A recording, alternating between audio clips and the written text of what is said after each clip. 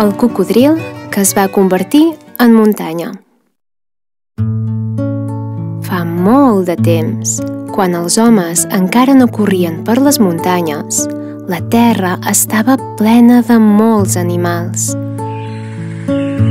Un dels més poderosos eren els cocodrils.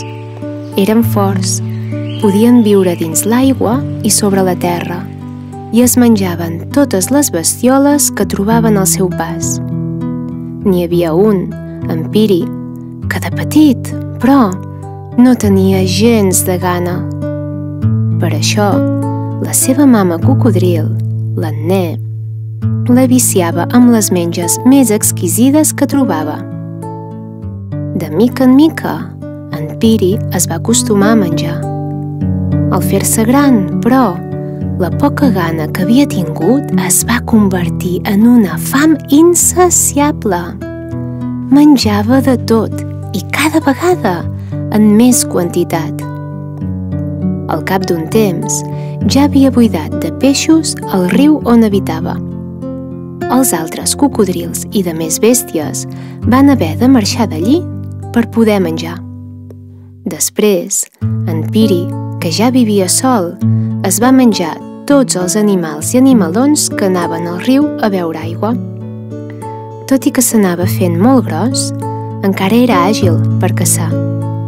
Quan els animals ja no anaven al riu, va menjar-se les plantes, les flors i els arbusts del voltant. Finalment, quan només quedaven els arbres, fins i tot se'ls cruspia amb tronc inclòs. Però va arribar un dia que ja no quedava res per menjar. Així doncs, va haver de sortir de l'aigua i endinsar-se dins del bosc. Allà va continuar menjant tot el que trobava, i n'hi havia molt de menjar, molt i molt.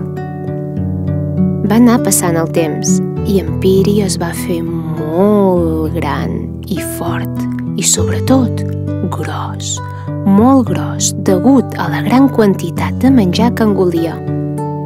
I com més gros es feia, més li costava poder-se moure. Cada passa li costava molt de fer, i tota la terra tremolava quan movia la seva cua imponent.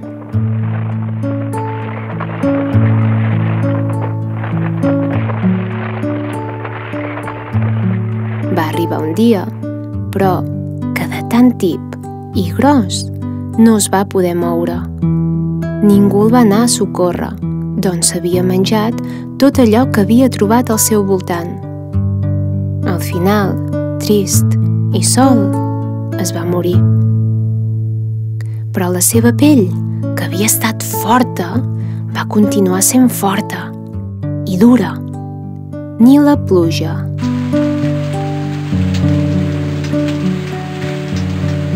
ni el vent, ni la neu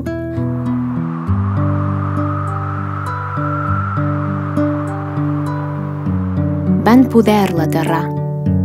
I així van passar els anys i els segles, i l'home va començar a caminar per les muntanyes.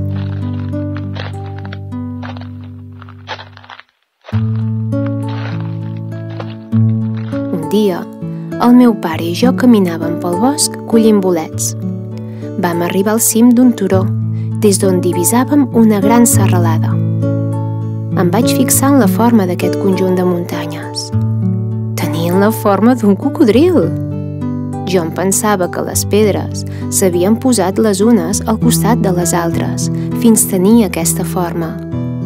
Fins que un dia, buscant la història de les muntanyes, vaig comprendre que era en Piri, que havia passat tant i tant de temps entre nosaltres.